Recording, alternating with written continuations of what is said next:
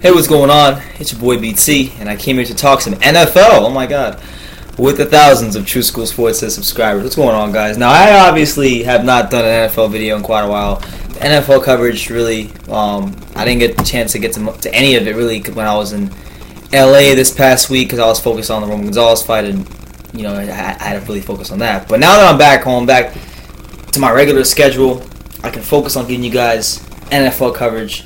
And it's going to start this week, Thursday night. We have a game on NFL Network. I only know who's playing. I forgot. But then Sunday for sure. If not Thursday, Sunday for sure is when we're going to start our coverage. I'll be doing the post-fights, post-CFC. I do too much boxing. I call it post-fight. Post-game reviews for the Sunday night game and the Monday night game. So it's every Sunday and Monday night game for sure. You could expect a video from me. Just like last season, if you were one of the very few subscribers that I had during the last football season,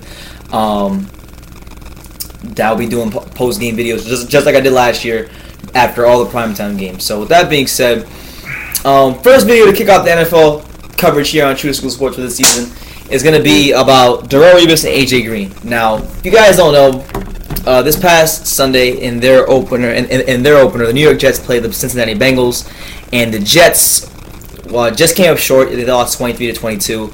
But the main part of this game, the number one most talked about thing from this game was the matchup between A.J Green, who has a chance to really put himself and finally get his recognition as the best receiver in football. Antonio Brown still holds that title, but I think A.J Green has a great chance of snatching that from him this year.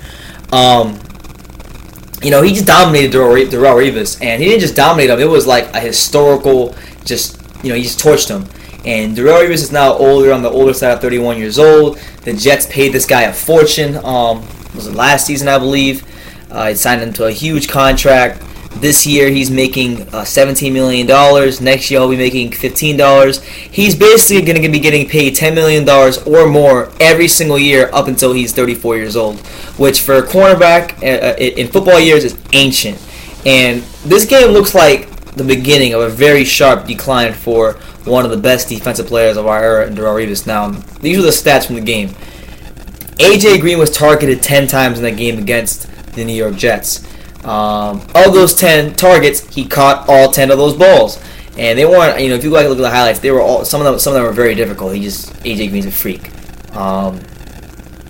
10 catches for A.J. Green, had 152 yards and a touchdown. Andy Dalton posted a perfect quarterback rating of 158.3. Now, a lot of this is, look who he's covering. He's covering A.J. Green, a guy who is like, I'm not trying to blow smoke up A.J. Green's behind, but when you look at the way he's built, some of the catches he makes, A.J. Green is like he kind of is like a baby Randy Moss, honestly. The way he's built, the way he plays, the kind of catches he makes. The dude is a freak. I kind of wish he didn't play for the Bengals so we can get more recognition, but the guy is a beast.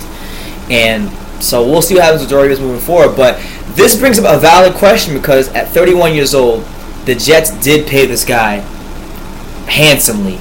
The Jets got this guy back to be an anchor for their defense, and this past Sunday he was not an anchor. He was far from an anchor for this defense. He was a liability. Something that those are two words you would never associate with each other. Darrell Revis and the word liability, but that's what he was Sunday. So, do I personally think this is the beginning of the end for Darrell Revis?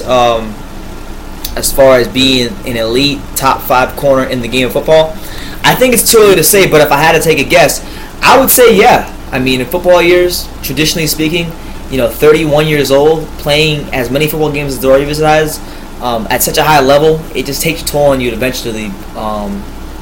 So, can he still be an effective corner? Yes, no doubt about it. But will he match the value of his contract? I think that's unrealistic, and the Jets are going to regret that one. To pay a guy $10 million plus till the age of 35, it's beginning to show itself, and I believe that these bigger physical receivers are gonna have a lot of success against them this year. And I mean, when you look at the Jets' schedule, they're playing the Pittsburgh Steelers, they're playing the Arizona Cardinals, the Baltimore Ravens. Those teams have big physical receivers. We're talking about the likes of Antonio Brown, Larry Fitzgerald, Steve Smith's a physical receiver, Bernard Perriman, Mike Wallace is a fast guy coming out the slot. there's guys on a lot of these teams that are going to be big matchup problems for Darrell Revis. So we'll see.